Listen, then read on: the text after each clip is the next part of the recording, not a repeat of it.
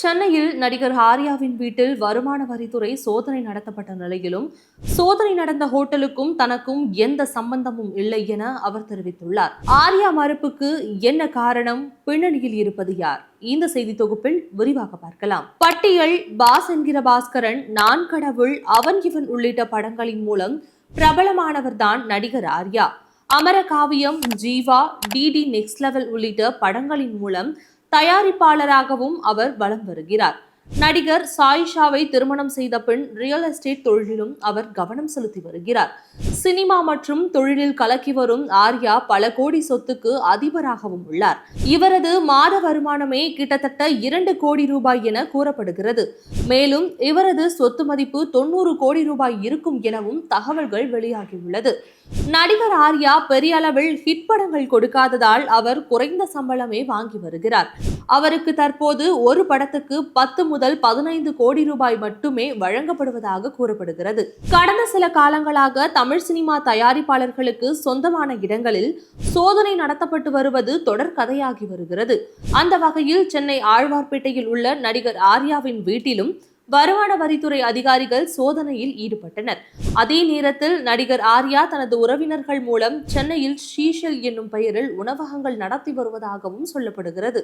இந்த நிலையில் அண்ணா நகர், கீழ்ப்பாக்கம், கொட்டிவாக்கம், வேளச்சேரி உள்ளிட்ட இடங்களில் உள்ள ஷீஷல் உணவகங்களில் இன்று வருமான வரித்துறை அதிகாரிகள் சோதனை மேற்கொண்டனர். கேரளாவை தலைமையிடமாக கொண்டு சாவரி ஷீஷல் என்ற பிரபல உணவகம் செயல்பட்டு வருவது குறிப்பிடத்தக்கது.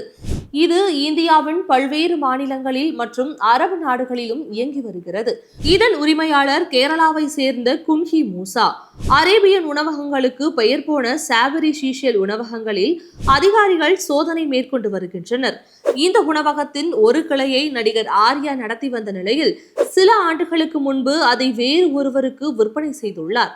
இந்நிலையில் இந்த உணவகம் கடந்த 5 ஆண்டுகளில் தாக்கல் செய்த வருமான வரி கணக்குகள் மற்றும் பண பரிவர்த்தனைகளில் வரி ஏய்ப்பு நடந்துள்ளதாகவும் தெரியவந்துள்ளது. அதன் அடிப்படையில் சோதனை மேற்கொள்ளப்படுவதாக வருமான வரித்துறை அதிகாரிகள் விளக்கம் அளித்துள்ளனர். இந்த உணவகத்தின் ஒரு கிளையை நடிகர் ஆர்யா நடத்தி வந்த நிலையில் அவருக்கு சொந்தமான இடங்களிலும் அதிகாரிகள் சோதனை நடத்தியதாக கூறப்படுகிறது. ஆனால் இந்த சோதனைக்கு அவர் மறுப்பு தெரிவித்துள்ளார். அதே நேரத்தில் ஓட்டல் தரப்பிலிருந்து அது குறித்து எந்த பதிலும் சொல்லப்படவில்லை. அமைதியாகவே இருக்கிறார்கள்.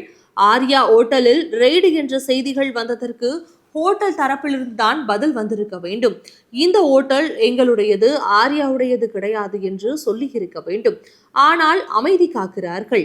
ஆனால் அந்த ஹோட்டல் யாருடையது என்று சினிமா உலகில் உள்ளவர்கள் உட்பட பலருக்கும் தெரியும்.